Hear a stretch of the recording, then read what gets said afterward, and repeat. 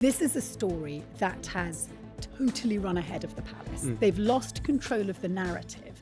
The disparity between the way in which the Labour Party is self-flagellating and apologising and decapitating themselves, and in comparison with the royal family, who finally had managed to admit to concern, but no apology, is stark. A gulf of accountability. It's extraordinary. And shame as well. Andrew does not have any kind of crown immunity. That applies only to the sovereign. So he can be summoned in a criminal court in this country. Is the monarchy finished?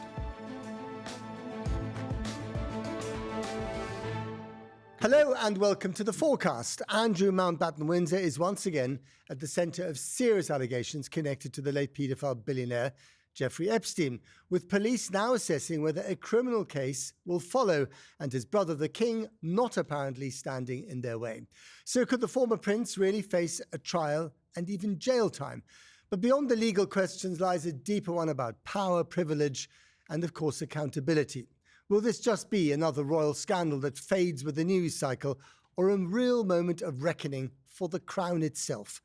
Joining me today to discuss this is Dr Tessa Dunlop, royal historian and host of the podcast Where Politics Meets History, and Professor Jeremy Horder, Professor of Criminal Law at the LSE. Welcome to you both.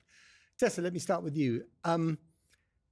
Things have changed quite dramatically, haven't they, in the last week? Tell us how. Well, to give you some idea of just how much things have changed, you will recall Keir Starmer returning from his Asia tour, and he shot from the hip in an unprecedented way, so much so that it made the front pages of some of the Sunday papers, when he said that in order to be victim-centred, Andrew should testify. He didn't, that's to paraphrase him. This was before the whole Mandelson. Sure. And that's the first time he'd said that about Andrew. The first time. Previously, he said it was a matter for Andrew. Yeah. This is him coming front and centre and placing Andrew in the narrative. I happen to have, from a reliable source within the palace, to know that they were very displeased with this, because not only had Keir Starmer not consulted the palace, but also he'd trodden on their terrain. He was muscling in with his big political nose in what they considered to be their family matter. Now, scroll forward a week and a half, and how things have changed. This is a story that has totally run ahead of the palace. They hate that. They like to be able to curate everything. Sure. They've lost control of the narrative. And the only thing that's arguably in some ways playing in their favour is the story has been somewhat capped by Mandelson. However, the disparity between the way in which the Labour Party is self-flagellating and apologising and decapitating themselves, and in comparison with the royal family, who finally had managed to admit to concern, but no apology, is stark. A gulf of accountability. It's extraordinary. And shame as well. Yeah, it's appalling. And I think the general public, most of whom sort of sit in the middle and go, yeah, all right, they're monarchy, a bit apathetic, but they'll go with it, are feeling, I think, deeply perturbed. But the other thing is that the king has come up with a statement, hasn't he? And what does that statement exactly say, and how significant is that? I think it's very important for what it doesn't say. It doesn't apologise. So we have Keir Starmer saying, I apologise for appointing Mandelson. Yeah. But what we have from the king is a sentiment, an idea really, that he's already almost done enough, because it says, the king has made clear in words and through unprecedented actions his profound concern at allegations. And you think, okay, what words? What unprecedented actions? I'll just leave that hanging, and perhaps you can come up with the answers there. But he doesn't say, sorry we stood by our man, the prince, from 2011, when that photograph was put out in the public. And we now know, because there's been this corroborative email sent in 2015 by Gillette, that the photograph was real. In other words, they protected Prince Andrew. And when you have the ultimate institution of state, the royal family, basically trolling you, effectively saying to the late Virginia Giuffre, you're a liar. That has profound consequences. And by the way, she's no longer alive. But the significance of the king's statement in terms of what he did say is that if there were a criminal That's investigation, the second part. He would not stand in their way. And this is also key. The king's a constitutional monarch. Really, he shouldn't be prejudicial either side of a legal case, whether it's in America or Britain. And he made that quite clear. He actually said in his statement, that's a matter for Andrew Mountbatten, his case with the police, but we are open to be cooperative. In other words, drawing a line between him and his brother. But can the royal family do that? Is there a clear line between the two? Because there's the law, and we'll talk about that in a second, and then there's politics around the monarchy, around the crown, the firm. Indeed. And I know it's only one or two hecklers that have, shouted out at the king, and they were shouted down by the crowd around him. But this has happened twice now. It has. I don't think the Queen ever got heckled. No, well, I think heckling's long existed. I think that the mass media, which is generally on side for the monarchy, tries to curate around hecklers and seen as rather sort of distasteful and inappropriate. But the problem is it's speaking to the majority in some ways, those questions. How long have you known? Yeah. And it wasn't even a rude heckle. It wasn't an egg or something. But it was a question that I think's forefront. And when Prince Edward, who was the first person to speak to this problem because he was bounced into it on stage, I think representing the British Embassy over in Dubai. Yeah. And he said, well, I don't think anyone here is interested. Actually, no, Edward, that's what everyone's thinking about at the moment. And it was extraordinary that they thought they could do that. And that, again, speaks to the level of sort of entitlement and almost a detachment from reality. Yeah. Jeremy, when it comes to the law, yes, what can they do now? What do you think they will do now regarding Andrew? And on what particular case? I mean, because there are two areas. There's abuse of public office. Was he selling or showing trade secrets to Epstein? Or indeed the other case, the victims, the girls, the late Virginia Giuffre and so on. Yes, indeed. The short answer to the question of what can they do is that Andrew does not have any kind of crown immunity. That applies only to the sovereign. Only to the king? Yeah. Query his wife as well. Don't know, but we don't need to worry about that because the key thing is does Andrew, and he doesn't. He doesn't have immunity, so he can be summoned in a criminal court in this country. Now, the position may very well be different in terms of whether he should be giving evidence in the United States. We'll see what comes of that.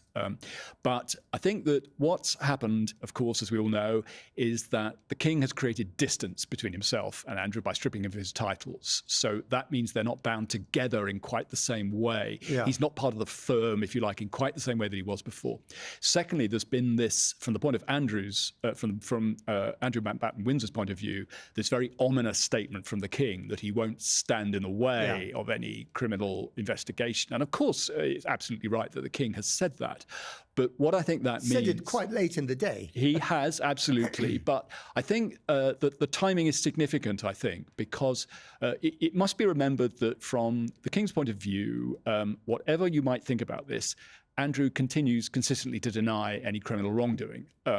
So unless and until we have substantive proof of that, then the king would not be expected, I think, to make an adverse statement about his brother.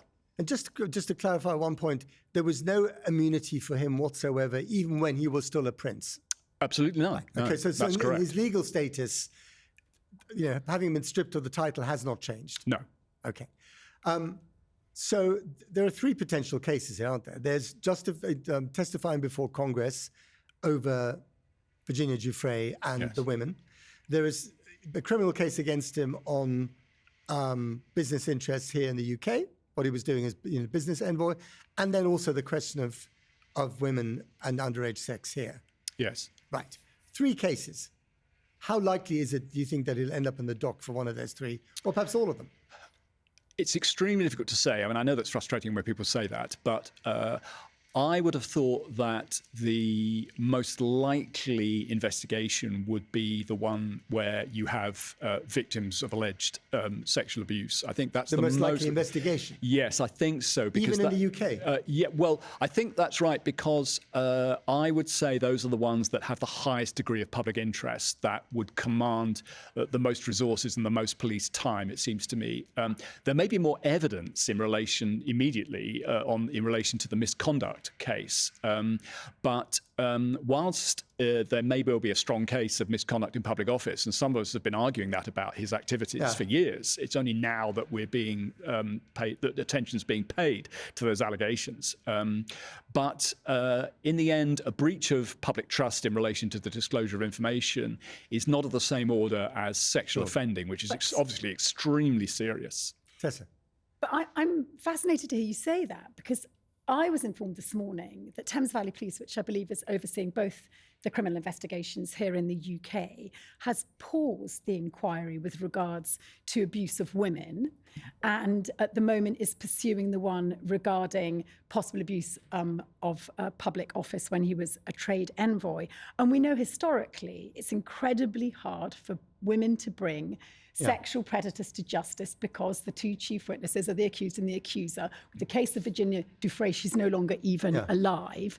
And so while it might be the juicier bone, the bigger, deeper, darker story, actually, in terms of hard proof, something that you can rely on, it's all there in the email cache when it comes to him spilling over about Helmand Province and investment in Singapore and Vietnam. Whereas actually, how do you prove a non-consensual sex that took place 20 years ago? I agree that it's difficult. It's a question of where the public interest lies. And it seems to me that there is a case for saying that pursuing the misconduct case, although the evidence might be clear, would be in itself very damaging to the king, for example. It casts a shadow on his reputation as much as it does on Andrew. Whereas in relation to the sexual offending, you're not going to worry about that because it's much more important to get justice for victims of sexual offending than it is to worry about the reputation of the king. So in other words, you're saying while he has no immunity being an ex-prince and didn't even when he was a prince, you're saying he does actually have immunity because of the family he belongs to. Well, he doesn't have immunity. No, it's a question or of protected to an extent. To an extent, maybe. Which is the bigger shadow? Is the bigger shadow he gets? He ends up in in his day in court and is convicted. That's a shadow. Or nothing is done. That's also a shadow. Yeah. Possibly a bigger shadow. Absolutely, it is. But it's a question of, I think, where the public interest really lies and and where the public feeling really lies. And I think that most people are, it seems to me, rightly concerned about the element of possible sexual abuse. That even though the evidence may be clearer on the misconduct, which I think it probably is. But to what extent does public interest dictate what actually gets investigated and finally ends up with an indictment? It's crucial. Or is it just the evidence that's available? Well, the prosecutors have to take into account two things. First of all, whether the evidence provides a reasonable prospect of conviction. So that's the evidence point. But secondly, they have to decide whether there's a public interest in prosecution, essentially. And on that, in both cases, that's a very wide set of considerations. There are a lot of issues there in relation to the public interest. And all I'm suggesting, it's not, I personally feel that it's right to pursue this case. That is my personal view. It should be pursued. Which case? Both cases? Both cases, yes, they should be, including the misconduct case. I'm merely predicting that there will, in the end, be a feeling that it wouldn't be right to pursue it. How difficult is it to prove misconduct in public office? It's a high bar because you have to prove not merely that something was done that was wrong, that shouldn't have been done, but that there was an abuse of the public's trust. Now, there are two factors that might lead you to think that in this case. One is that he allegedly disclosed information for the private financial gain of another person. That's seriousness element number one. The second is that he may have done so as part of an exchange of favours. In other words, there's a corruption element to it. So that's seriousness element number two. And if you put those together, and it's the same two issues in the Mandelson case at stake there, then you've got a case where you might say there was an abuse of the public trust, yes. Tessa. Yeah, it's so complex on a number of levels. At the moment, if you go to the National Archives, the Public Records Office, you will not be able to access Prince Andrew's papers as a trade envoy until 2065. Now that 2065. That's right. So 60 year. Yeah. To guarantee that basically that he's dead by the time you have access to his papers. So in terms... That's not normal though, is it? No, of course it's not normal. So what's normal is 20 years. It's 20 years, 100%. It's 20 years. He's now Andrew Mountbatten Windsor. He's no longer. Well, but at the moment, you still can't, from what I gather, you still cannot access those files. So if we're talking about full transparency and the King saying we're leaning into this, what does it actually mean? Does that exemption get lifted? Because in order to really dig down into Andrew as a trade envoy, we need to get into those files. Well, that may be, I can't answer the question about whether it could be lifted in certain circumstances. That might very well be. But the trouble for Andrew Mountbatten Windsor is that other evidence is coming up that is not covered by that protection. But what's really interesting is Andrew Mountbatten Windsor often pops up in other people's court cases. There was the case of the Chinese spy. And again, that's how we suddenly rumbled to what Andrew may have been doing, his sort of nefarious parties and connections. But it's very hard to actually catch him on his own terms because of so much documentation not being available to the public because of this royal prerogative. Right, but if it is 20 years, then we should be looking at the stuff now, because he was active as a trade envoy in 2005. 2001 to 2011, I believe, were his active dates. So arguably, some of his papers we should have access to. Some of the papers should be available, yeah. But as we've established, he may no longer be a prince, but he's still not one of us. But so imagine if that issue that you've just raised, becomes part of the public conversation. Yeah. I mean, this is really toxic stuff for the royal families. And you're protecting this exclusion, which, by the way, we don't understand why it should exist in the first place, for the sake of someone we all think should be investigated and on trial. And by the way, at some point here, I think almost the subjects need to lead their sovereign. I think it's very, very hard to reform yourself. And the royal family have been led by this kind of Bible. It was Walter Bagehot, I think it was 1867, his English Constitution book, where he said, you must not let the daylight in upon the magic. Yeah. Well, okay, we need to flip that right over and let the daylight in. There's Klieg lights more than daylight. But the sovereign isn't, the king's not going to go, come on, bring it on. Here's all my lobbying with politicians, etc. We need to push this. But at the same time, if this is one of those existential issues for the future of the crown. And it is. Then surely it's better, it's more in their interest to kind of cut off the cancerous limb, as it were, that is Andrew, and say, you're on your own, mate, this is what you did and we had nothing to do with it. Even if people start saying, well, we should look at their tax affairs and what about this and what about exemptions there? What do you think, Jeremy? Well, I think that's the process we're seeing now, which I referred to as earlier on. It's the question, the king is distancing himself from Mountbatten Windsor in order to make it possible, and you see this in relation to corporate crime as well, that there's an effort to try and focus in on one individual who the company claims was to blame. And so they're going to make it possible to isolate Andrew. But does that work? Well, that is what you're betting the house on, it seems to me. And I personally think that if whatever happens to Mountbatten Windsor, that the king will feel that he's doing enough at the moment to preserve his reputation and that of the monarchy, even though it's been damaged. I think that enough is being done at the moment, but we don't know what more may come out about what interactions have been between the two of them. We don't know. Is the danger... Sorry, go on. No, it's just... So you have, on the one hand, access to Andrew's files, which you've established as a sort of separate or an anomalous case. But you also have the question of royal finances. And if we take, for example, some of these mainstream television shows as a barometer for public opinion, one of the other debates I was asked to contribute to was, should Charles be paying for Andrew's house, Marsh Farm in Sandringham? Now, that then means Andrew's story is bleeding into royal finances, which is another massive no-go area for the royal family. I mean, William's worse than his father. As the Duchy of Cornwall... In what sense? He doesn't publish his tax returns. He's now the new head of the Duchy of Cornwall, the Duke of Cornwall. We don't see them. Charles actually used to at least publish his tax returns from the Duchy of Cornwall. And there really is no transparency, and they operate under entirely separate rules. No inheritance tax for the sovereign to the heir apparent.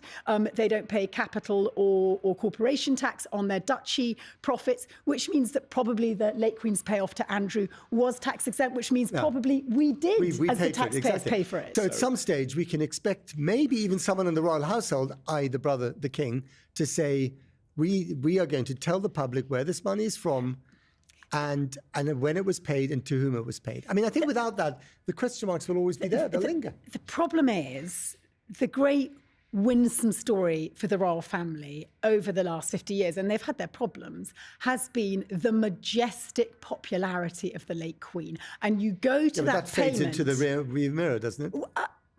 Eventually. I don't know. I think we need to be able to hold up certain personalities from our recent past and believe in them.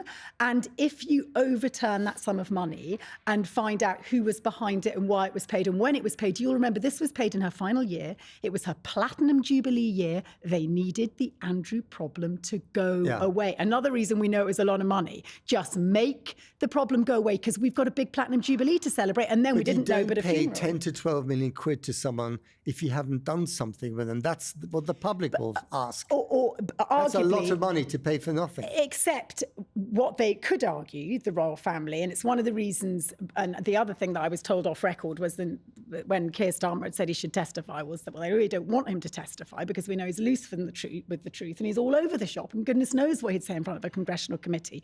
The same could be said for not wanting him to go and give evidence in this civil case that was brought against him in 2022. Andrew is a liability. We didn't need the 29 interview to prove that, but it sure did prove it. Yeah, okay, it's still a lot of money. Jeremy, if he were to testify before Congress, which is what, the Democrats certainly are calling for, even if you're Republicans, I'm not sure exactly where the King stands on this, but I think he'd find it difficult to oppose that as well. How would that work? And what does it actually mean legally for him? Well, I think legally it means that he's in broadly the same position he was when he was being interviewed by Emily Maitlis. That is to say, he will be asked questions about what he knew, what his involvement was. Yes, absolutely. He wasn't under oath with Emily Maitlis. No. But it's going to be a similar situation. Yeah. So he is going to be asked what he knew, what his involvement was very clearly, and those questions may incriminate him or so that testimony before yes. Congress, whether it's in person or on a video link, could lead to an actual indictment. Yeah, it could, which is why I think that for me personally, I don't think that's going to happen. Because? Well, I just don't think there is anything for him to be gained in cooperating with it, essentially. Right. And not cooperating is not going to make any difference to his current level of reputation. No. Because if he does cooperate, there's the risk, him being a loose cannon, that yes. He might incriminate himself and end up in a court of law in the United States. If you lie under oath in the United States, you can end up where Ghislaine Maxwell is. Yeah. Of course. Yeah. Yes. Exactly. So you're saying his reputation is already so rock bottom, he might as well just soldier this one through and not bother turning up. Yes. Although the pressure from the King might become bigger and bigger. If you believe the King is placing pressure on Andrew to give evidence at a congressional committee, if you believe, because you've assumed that. I don't assume anything. I'm just saying it's possible. But you don't think he is placing Let's just know. I'm absolutely sure he isn't, because he knows what would happen. He knows what would happen. Dangerous. Way too dangerous. Yeah. Absolutely. So what are they doing? Family. They're cutting him loose, but they're putting a wall around him at the same time. Several things. This is the wonderful thing about the royal family, which are, and I quote David Dimbleby from his documentary at the end of last year, they're as rich as plutocrats. Actually, if your Duchy of Lancaster is making profits, untaxed really, of over £20 million a year. Are they untaxed? Yeah, effectively, they don't pay capital gains or corporation tax, right, Duchess. So, and inheritance, all the stuff he got from the Queen was funneled through Charles, because from sovereign to heir, you don't pay tax. So actually, therefore, is 10 million in 1 year. Okay. You can probably shoulder that. The other thing is, the fascinating thing here is, he's the defender of the faith. He wants to be the defender of more than one faith, actually, Charles. And I believe on some level he is a compassionate man.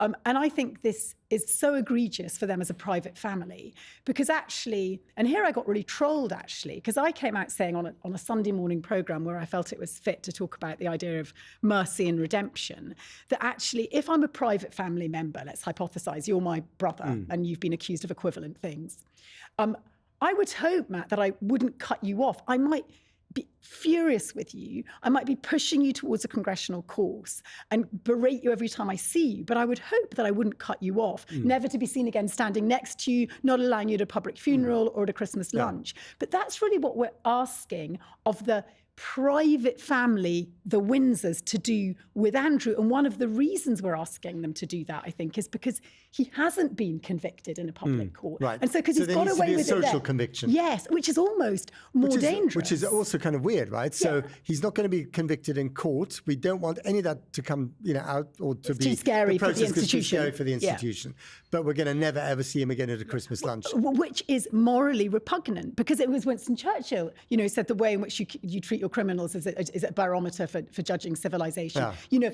Are we going to effectively, if you extrapolate the narrative and say, well, Andrew really should be in prison. Okay, we've got no proof of that at the moment. But what you're suggesting is then somebody who's convicted of an equivalent crime, isn't worth a prison visit. Well, then you're in the sort of terrain of wanting to reintroduce the death penalty. It's properly dark, actually, where this narrative's going, because of the braying mob. Right. Because that's where we're at the moment. The public's deciding. And we'll ask the story about monarchy right at the end of the podcast. But the role of the Met Police and Andrew's protection officers, who would have been around him while some of the stuff allegedly, supposedly, possibly took place.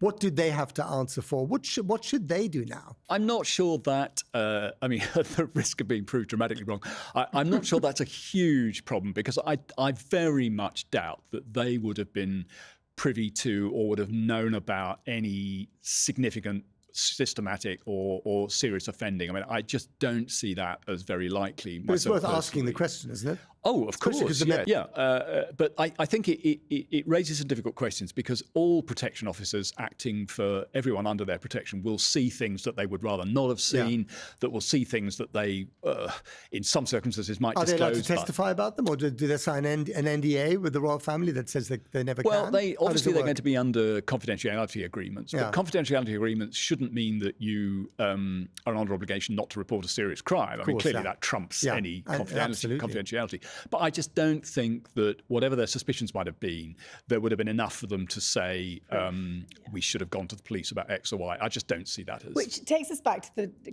question at the beginning where you said, what's he most likely to be convicted for?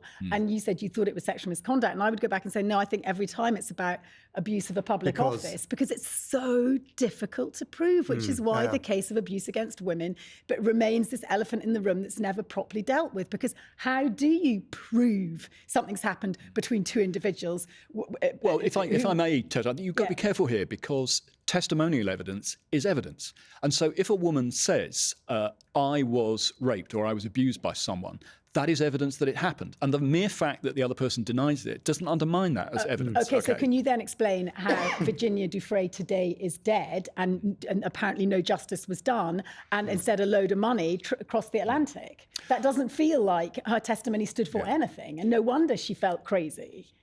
Well, absolutely correct. I mean, and it's a tragic and appalling situation, but there are other women who may well be willing to stand up and give testimony, and they need to be given support and to find their feet and to do that. And if they do, then I think what we need to do is give credibility to their evidence. And how much credibility are you going to give to Andrew's evidence compared to one of those women? And to bring this back round to a broader question for monarchy, that is one of I think the deepest problems.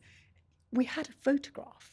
You know, he platformed. Andrew denies any wrongdoing. It was, so there's a photograph with his arm around this girl. You know, and he said, no, it doesn't exist. That's just, you're imagining that. It's not a real photograph. And we platformed him. We allowed him to do that. And because he had the heft of the establishment and his family behind him at that time, until 2019, fully behind Andrew, he got away with basically denying what you said, which is a woman's testimony as evidence, as well as a photograph. And that's why the royal family is so implicated, which takes me back to the original statement of profound concern. We need an apology. Is he getting legal advice at the moment, Andrew? Who's giving him legal advice? I mean, well, he must be getting who's something. Paying for who's it? Paying for it? I was going to say, who's paying for legal advice? I would imagine he must be getting legal advice. I don't know who it's from, but it would be extraordinary if he wasn't. So yes, I would think that must be the case. Yes. Okay, so let's end on the broad question then. And we've said this so many times before when there have been moments of crisis for the royal family. But is this the biggest one compared to all the other ones we've had in the last 40 years or so? I think why this is enormous is because the sword of Damocles has hung over Andrew's head and therefore implicating his whole family for so long now. It's like this seeping sore. It's like the dripping roast. And actually, it's hugely generational. And that's where the royal family have a real problem. We see with the whole Harry and Meghan furore, there was about 25% of young people not just being ambivalent, but actively being anti-monarchy. They lent in briefly, thinking it was going to change, and then they got burned. And now they're actively anti. And we've never had that before, a hard kernel of anti-monarchy sentiment that's growing. And the problem is you can have apathy when you're young, because young people don't really go in for big traditional symbols that the state makes you celebrate. But if that anti-sentiment is then carried forward, where does the support come from when they grow up? And today I heard, obviously it came from the Republic campaign, who are heavily agendaed, saying that today, for the first time, support for monarchy is below 50%. It is around about 50% at the moment. This has been an unprecedented drop. The first polling was around 86% in the 1980s, and it's now down to 50. They're skating on increasingly thin ice. But institutions, even ancient ones like the monarchy, have the ability to reform themselves, to reinvent themselves. And hugely, they're tied into the. Do you think that would work, Jeremy, if they use this opportunity of crisis? Yes, to say, let's open up the tax books. Let's do this. I mean, whatever the 50 things that McKinsey would advise them to do to stay alive. Let the daylight in. Yeah, I don't see that happening. I think this strategy of isolating Andrew and treating him as persona non grata, as we say, is the royal family's hope to survive, damaged, yes, for a period of time, but to survive this particular controversy, I think. And that enables them also to resist these other demands on the grounds that those are quite separate and, they can look at them on their merits, but essentially they're a different thing. So wouldn't it be ironic if Keir Starmer was felled by this? And the monarchy just kind of sailed on. Yeah, I wish I could be in on their weekly audiences at the moment, actually, because there is such a clear disparity. The way in which Keir Starmer's, if you like, become the whipping boy for the Epstein scandal, when it's been, I think, a far longer, deeper problem for the royal family. And I also think the idea of just singling out Andrew and the royal family taking no responsibility for him is a particularly cruel one, and one that means they are not taking any accountability. So the Labour Party, the Prime Minister takes accountability, but somehow the royal family now, it's just one rotten apple. It doesn't work like that. The level of privilege Andrew's exhibited is something that's institutionalised, that level of privilege. Jeremy, you seem to be saying it's cruel but necessary. That would basically be my judgment, yes. Okay. Final question then, short answer, is the monarchy finished? The monarchy is not finished because we are a constitutional monarchy. They are baked into all areas of our state. And they have huge support, not only, but particularly from the Fourth Estate, the press. Hand in glove, one needs the other. So in the end, they'll keep moving forward. Yeah, Charles and Camilla and William collectively will save the monarchy, yes. For the time being. But the bigger problem is, will the monarchy, I think the bigger question here is the existential one. The monarchy will survive, but will it keep working for us as a nation? Will it be the glue, the social and national glue that it once was, for example, in the 1980s when that poll was taken? A very different question. But when an institution that's based on popularity is no longer working for the nation, what then? Well, then it might be finished. But then rooting it out will take some time. God save the king at the end of this podcast?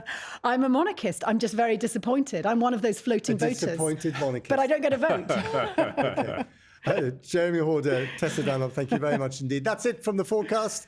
Hope you enjoyed it. See you soon.